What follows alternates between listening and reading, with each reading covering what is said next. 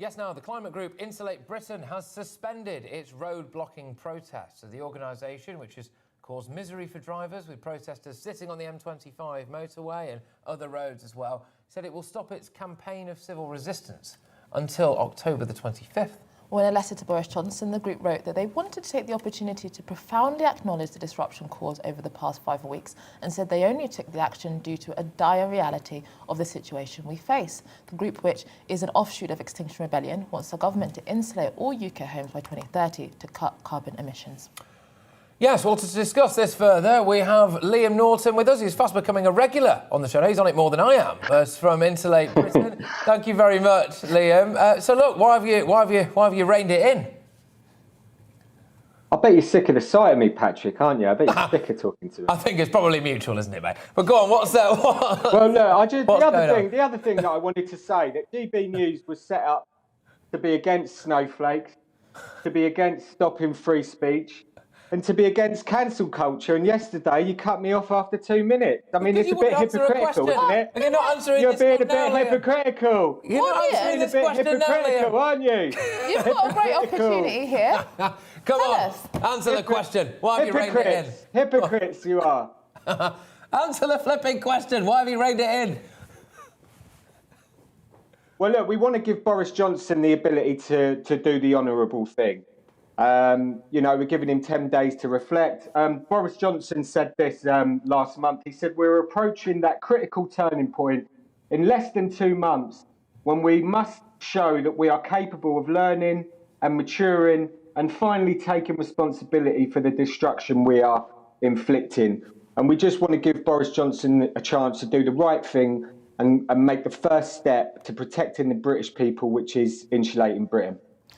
And Liam, I've got a question. Do you believe in democracy? Because, I mean, if I had a set of demands and then decided to stop roads and then essentially say that unless the Prime Minister followed my demands, I'm going to disrupt the lives of ordinary working people in this country, I would be rightly accused of being massively anti-democratic and potentially quite dangerous.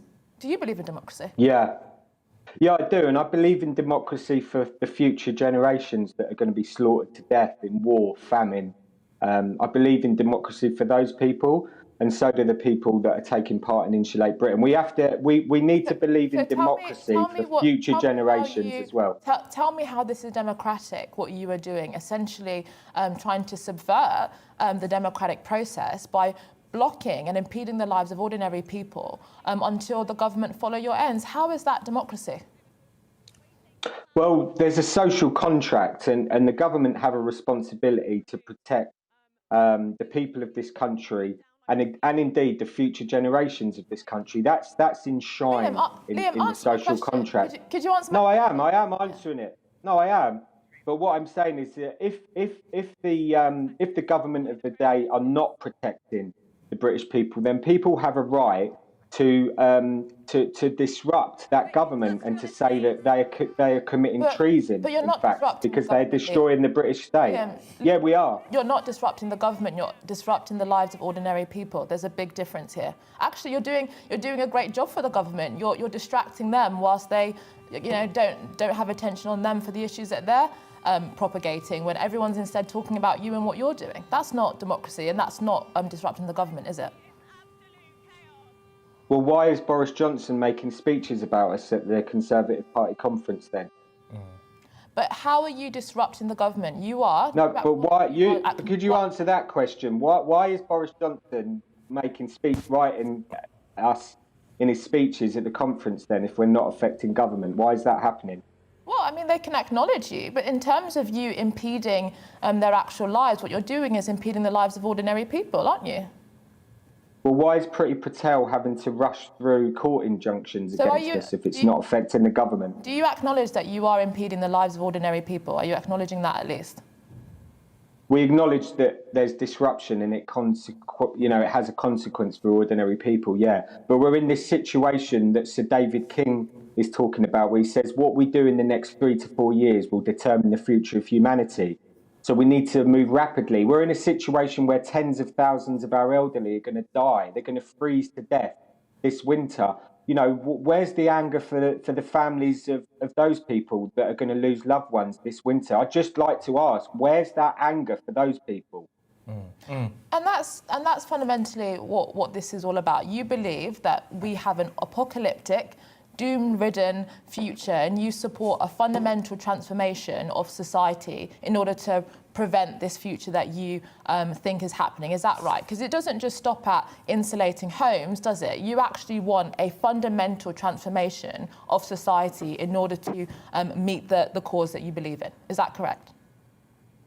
Well, the first thing is that the apocalyptic reality is that tens of thousands of our elderly are going to freeze to death in their homes this winter. It doesn't just stop at insulating homes. It doesn't just stop at insulating homes for you. You want a fundamental transformation of society. Is that right or wrong? Yeah, we believe that this is the first step to a transformation of society that is not ideologically dictated. This isn't an ideology. This is the actual reality of our situation. It's what's required, and we need to roll up our sleeves and get on with the job. This isn't ideological. It's where you're mistaken. Yeah. This is about the physical reality dictating to us. Yeah. Look, do you understand what the Blue Ocean I'm very happy that you've actually acknowledged on this show that it's not really about just insulating Britain. You've just acknowledged that you support a fundamental transformation of society. And this is essentially just, you know, a bit of show, which is to drum some attention, but you have much bigger motives. So I'm happy that you've acknowledged that. What we're talking about here is insulating Britain. We need to decarbonise our British housing stock. That's 15% of emissions. That's just 15%. Now, what Sir David King means when he says what we do in the next 3 to 4 years will determine the future of humanity means that drastic things have to happen. Okay, that's the reality that we're in. And if we don't face that reality, then we've got a complete breakdown in law and order. A complete breakdown in the fabric of our society. Now, you can sit and blame groups like Insulate Britain, and that's cool. But what I'm asking you to do is go and read the Chatham House report. Go and look at what Sir David King's talking about. Go and look at all these people that are talking about this physical reality that exists. Now, we're not the problem, okay? Insulate Britain are not the problem here. The problem is that the Arctic's about to melt. Look, please. And it's going to completely disrupt how our weather systems operate and how our food is grown. Your perspective is one perspective on how to approach these issues and the nature and scale of the problem. Your perspective for many people is a very extreme, a very doomsday perspective. Hang on a minute. There are many other perspectives in terms of what the problem is and actually how to respond to it. So please do not frame yourself as somehow, you know, some champions for humanity when your entire organisation is dead set on disrupting the lives of ordinary people and making life much more difficult, much more anti-democratic to the one that it already is. Why can't you talk about genocide? Well, why can't you talk about the millions of people that are going to suffer because of this climate crisis? And it's not just us talking about this, okay? The Construction Leadership Council have called on government. That why it's not about us, it's about the Construction Leadership Council have called on government. No, it is about you. You've made it about you. That's why you're on this show. £525 billion. A £525 billion retrofit programme. That's what they've called for. And that's the reality that we're in, okay? We're looking at tens of thousands of our elderly dying. And if we don't get this climate thing sorted out, we're looking at millions of people suffering. Now, I'd just like you to do a few more reports on that. You know, that'd be good. We get you on quite a lot, to be fair, Liam. We do have you on quite a lot, and more often than not, we give you a chance to talk. Just wanted to know about this, the issues with regards to the injunctions. You mentioned them earlier. So, are you guys actually stopping to give Boris Johnson the chance to do the right thing, as you said, or are you stopping because you don't want to go to prison?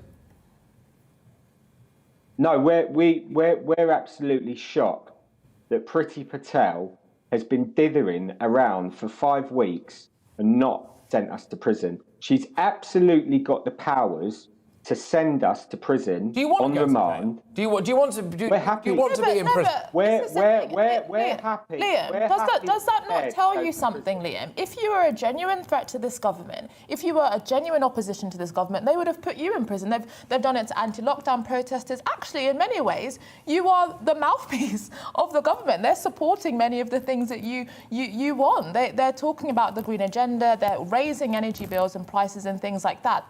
The reason you haven't been put in prison, the reason that you haven't been countered by the government is because you're not really a threat to them. And actually, you're just a kind of street protest movement, which is effectively supporting many of the things that the government already supports. Do you understand that the collapse of our climate means the end of pensions? Okay. Do you understand it means the end of welfare payment? Yeah. Do you know that it means the breakdown in law and order? Do you understand that? Well, Are you going to be a bit gutted if the temperature doesn't go up and none of this happens? The temperature has been going up for the last 100 years, Patrick. It's where you're mistaken and you're not reading the facts properly. I keep telling you about your journalism, mate. Come on.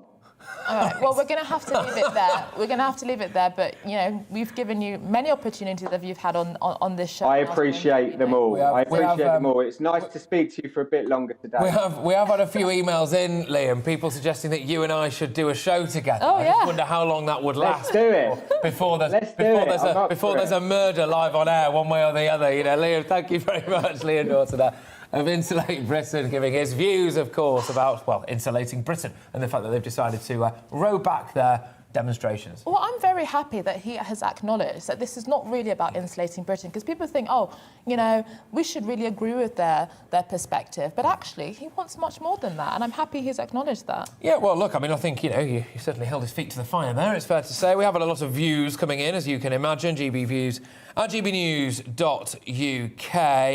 Some people say they're giving too much airtime to them, this, that and the other. I can get that, but it's a massive story. And also, you know, it is a huge story. It is something that's affecting us all. And I think fundamentally people do get quite worked up about it. But yes, go on. Yeah, but one thing that I would say, you know, doesn't he realise that if he was a threat to this government, then surely, you know, the government would be trying to clamp down on them, to put them in prison, to arrest them, as they had done for many other protests. I think it's quite telling that actually the government hasn't. OK, all right, well, we're going to park Insulate Britain there for a while and potentially get quite a stiff drink after that. But huge news, in the UK music industry. Check this out this morning.